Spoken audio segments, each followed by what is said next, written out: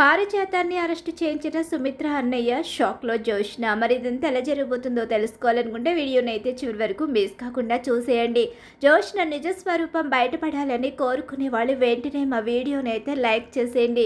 ఈలోగా ఇక్కడ బయటకు వచ్చిన తర్వాత దీపగారు తప్పు చేశారు. దీపగారు అసలు వదిలిపెట్టకూడదు, అలాంటి వాళ్ళను వదిలి చాలా పెద్ద తప్పు చేశారని చెప్పి అంటూ ఉండగా, లేదు నిజమే, వదిలిపెట్టకూడదు, బుద్ధి చెప్పాలి, ఖచ్చితంగా చెప్తాను, నలుగురు ముందు మా తాత పరువు పోకూడదని చెప్పి నేను అలా మౌనంగా ఉండిపోవలసి వచ్చింది.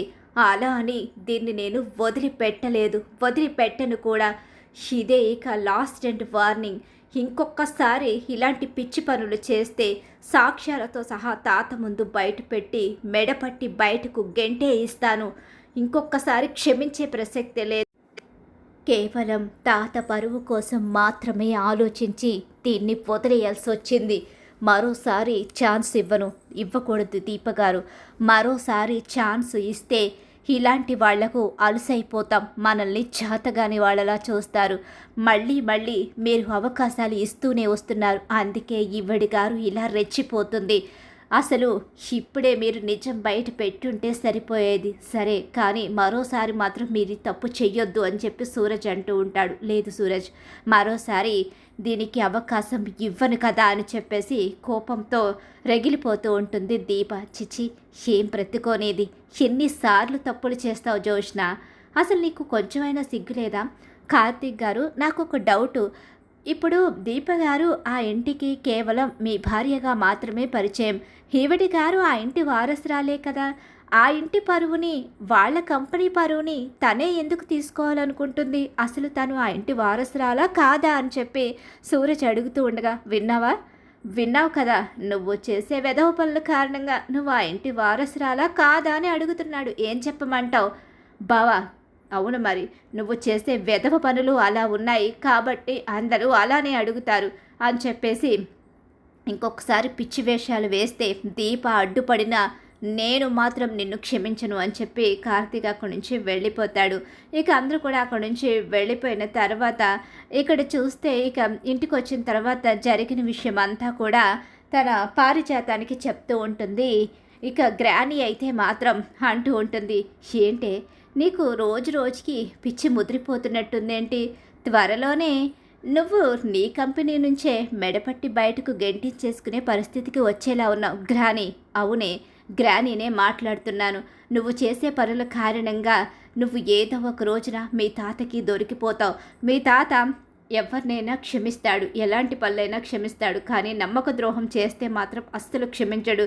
నువ్వు చాలా జాగ్రత్తగా ఉండకపోతే నీ గురించి కార్తీకు, దీప ఒక్క క్షణం ఆలోచించిన సూరజు ఆలోచించడు. అది గుర్తు పెట్టుకుని జాగ్రత్తగా ఉండు అని చెప్పేసి పారిజాతం అంటూ ఉంటుంది. ఈ సూరజ్ గాడు ప్రతి విషయంలో నాకు అడ్డుపడుతున్నాడు, వీడిని వదిలిపెట్టకూడదు. పిచ్చి పిచ్చి వేషాలు వేయకుండా ముందు నీకిచ్చిన కంపెనీని ఎలా ముందుకు తీసుకురావాలో, అసలు ఆ సీఈఓ పదవిని ఎలా చేజిక్కించుకోవాలో అది ఆలోచించు.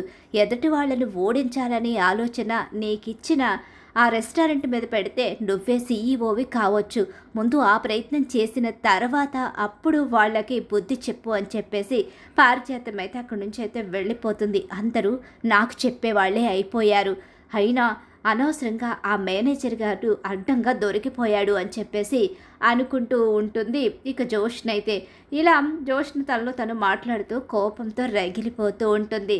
రెస్టారెంట్లో జరిగిన విషయాన్ని గుర్తుకు చేసుకుంటూ కార్తీక్ దగ్గరికి వస్తాడు శివనారాయణ. కార్తీక్, నిజంగా చాలా గ్రేట్. దీప ఎలా తీసుకొచ్చిందో సూరజ్ని నాకు తెలియదు, కానీ సూరజ్ చాలా తెలివైన వాడు, చురుకైన వాడు కూడా. మనకి ఇలాంటి వాడే కావాలని కోరుకున్నాం, అలాంటి వాడే మన దగ్గరికి రావడం నిజంగా చాలా హ్యాపీగా ఉంది. సూరజ్ ఉంటే మన రెస్టారెంట్లో ఎలాంటి తప్పులు జరిగినా కూడా దాన్ని బయటికి వెళ్ళనివ్వకుండా అక్కడికక్కడే ప్రాబ్లం సాల్వ్ చేసి వాళ్ళకి బుద్ధి చెప్తాడు. నాకు అతన్ని చూస్తే సంతోషం అనిపించింది తెలుసా అని చెప్పేసి అంటూ ఉంటాడు. సూరజ్ని తెగ మెచ్చుకుంటూ ఉంటాడు. ఇక శివనారాయణ అయితే, సూరజ్ రోజు రోజుకి తాతకి బాగా దగ్గరైపోతున్నాడు, ఇది అస్సలు జరగకూడదు. సూరజ్ని ఎలాగైనా సరే తాత ముందు బ్యాట్ చేసి బయటకు గెంటేయాలి అని చెప్పేసి ఆలోచిస్తూ ఉంటుంది జోష్న అయితే. ఇక ఇందులో జరుగుతూ ఉంటుంది. ఇక్కడ చూస్తే ఒకరోజు అనుకోకుండా సుమిత్ర అన్నయ్య ఇంటికైతే వస్తాడు. అలా వచ్చేసరికి అందరూ షాక్ అయిపోయి ఉండిపోతారు. అసలు ఎందుకు వచ్చావు నువ్వు? మీ నాన్న వచ్చాడు, వెళ్ళిపోయాడు, మళ్ళీ నిన్ను పంపించాడా ఇక్కడికి? అసలు నాకు పుట్టిల్లే లేదు, అలాంటిది ఒకరి తర్వాత ఒకరు ఎందుకు వస్తున్నారు? నన్ను చంపేశారు ఆ ఇంట్లో, చనిపోయిన దానింటికి మీరెందుకు వస్తున్నారు అని సుమిత్ర నిలదీస్తుంది. అసలు ఆ దక్షిణామూర్తి మళ్ళీ ఏం ప్లాన్తో ఇక్కడికి వచ్చాడు? నిన్ను ఏ ప్లాన్తో ఇక్కడికి పంపించాడు? ఎందుకు మళ్ళీ మా జీవితాల్లోకి అడుగు పెడుతున్నారు మీరు? మీ నీడ కూడా పడకూడదని చెప్పి మేము దూరంగా వచ్చి మా బ్రతుకు మేము బ్రతుకుతున్నాము. అలాంటిది మీరు ఎందుకు మళ్ళీ మా జీవితాల్లోకి వచ్చి పదే పదే మమ్మల్ని డిస్టర్బ్ చేస్తున్నారు? విషపు కూరలు ఉన్న ఆ దక్షిణామూర్తి లాంటి వాడి నీడ నా ఇంటి మీద పడడానికి లేదు, వెళ్ళిపో ఇక్కడి నుంచి. అవును, మా నాన్న విషపు కూరలు ఉన్నవాడే, ఇక డబ్బు కోసం ఆశపడి తప్పు చేశాడు. కానీ ఆ తర్వాత తన తప్పు తను తెలుసుకున్నాడు. కానీ విషపు కూరలు అంటూ మీరు మాట్లాడారు కదా, విషపు కూరలు ఉన్నవాడు మా నాన్న మాత్రమే కాదు, మా నాన్న డబ్బు కోసం ఆశపడి ఎలా అయితే తప్పు చేశాడో అంతకన్నా పెద్ద ద్రోహం చేసిన వ్యక్తి ఇక్కడే ఉంది. ఈ రెండు కుటుంబాల మధ్య ఇంత పెద్ద శత్రుత్వం ఉండడానికి అసలు కారణమైన వ్యక్తి ఇక్కడే ఉంది.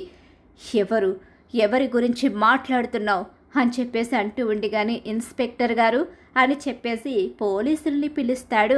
అలా పిలిచేసరికి నా ఇంటికే పోలీసుల్ని తీసుకొస్తావా? అసలు ఎంత ధైర్యం నీకు? ఆగండి శివనారాయణ గారు, మీ ఇంటికి పోలీసులతో వచ్చానంటే మీ ఇంట్లో నేరస్తులు ఉన్నారనే కదా అర్థం. నా ఇంట్లో నేరస్తులు ఉన్నారా? నా ఇంట్లో నేరం చేసేవాళ్ళు ఎవ్వరూ లేరు. నా ఇంట్లో వాళ్ళని వేలెత్తి చూపే అధికారం మీ ఎవ్వరికీ లేదు. నాకు తెలుసు మీరు మళ్ళీ మళ్ళీ నా ఇంటికి వస్తున్నారంటే నా ఇంటి పరువు తీయడానికి అని అర్థమవుతుంది. మర్యాదగా పోలీసుల్ని తీసుకుని వెనక్కి వెళ్ళిపో అని చెప్పి శివనారాయణ అంటూ ఉంటాడు. పోలీసుల్ని తీసుకొచ్చింది వెనక్కి తీసుకుని వెళ్ళడానికి కాదు, ఈ ఇంట్లో ఉన్న వ్యక్తిని అరెస్టు చేయించడానికి. నేను చెప్పిన వ్యక్తి ఈవిడే అని చెప్పనేసరికి, ఏంటి పారిజాతమా? పారిజాతం ఏం చేసిందని అరెస్ట్ చేయిస్తున్నావు? అసలు పారిజాతానికి మీకు మధ్య సంబంధం ఏంటి అని చెప్పి అంటూ ఉండగా, ఏం చేసిందా? మా అమ్మని చంపించేసింది. ఏం మాట్లాడుతున్నావు? మీ అమ్మని చంపుకుంది మీ నాన్న. ఈ ఇంటికి వచ్చిందని, కూతుర్ని చూడ్డానికి వచ్చిందని పగతో మీ అమ్మని చంపేశాడు. కాదు, తన మనవరాల్ని ఈ ఇంటి వారసురాల్ని చేయడం మా అమ్మకి తెలిసింది అని చెప్పి మా అమ్మని చంపించేసి ఆ నేరాన్ని మా నాన్న మీద తోసేసి రెండు కుటుంబాలని విడదీసి ఈవిడ మాత్రం ఇక్కడ సంతోషంగా ఉంది అని చెప్పేసి సాక్ష్యాలతో సహా జోష్న దాసు కూతురు అనే నిజాన్ని ఆ క్షణంలో మార్చే సమయంలో ఇక అక్కడే వాళ్ళమ్మ ఉండడం, ఆ నిజాన్ని తెలిసి పారిజాతాన్ని నిలదీయడంతో ఆవిడని కావాలని చంపించేసి ఎవరికీ తెలియకుండా ఆ నేరాన్ని దక్షిణామూర్తి మీద తోసేసి ఈ రెండు కుటుంబాల మధ్య పగ ప్రతీకారాలు నింపి ఇక ఈ కుటుంబాల్ని కలవకుండా చేసింది. మా నాన్నకి మీకు శత్రుత్వం ఉంటే మా నాన్న చెప్పిన మాట మీరు వినరు, మీరు చెప్పిన మాట మా నాన్న వినరు, కాబట్టి మా అమ్మను చంపింది మీరని అక్కడ సృష్టించి, అక్కడేమో ఇక మా అమ్మను చంపింది మా నాన్న అని సృష్టించి మీ మధ్య ఇంత పెద్ద కలహాన్ని సృష్టించింది ఈవిడే అని చెప్పి సాక్ష్యాలతో సహా బయట పెట్టేసరికి సుమిత్ర షాక్ అయిపోతుంది. ఆ మాట నిజం, మిగతావి నాకు తెలియదు. జోష్న మాత్రం ఈ ఇంటి వారసురాలు కాదు, జోష్న దాసు కూతురే, పిన్ని మోసం చేసింది అన్న నిజాన్ని దశరథ కూడా బయట పెడతాడు.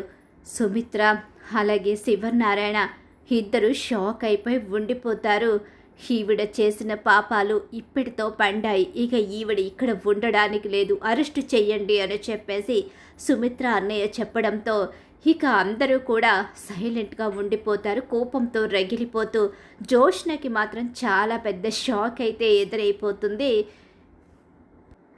నా కళ్ళ ముందు నుంచి ఆవిడ్ని తీసుకుని వెళ్ళిపోండి అంటూ సుమిత్ర గట్టిగా అరుస్తూ ఉంటుంది. అలా ఊహించని షాక్ అయితే ఎదురవుతుంది పారిజాతానికి, జోష్నకి. మరి ఖచ్చితంగా రాబోయే కథలు ఇలా అయితే జరిగిపోతుంది. ఇలానే జరగాలని మీరు కోరుకుంటున్నారా? అయితే మా వీడియోని తప్పకుండా లైక్ చేసేయండి.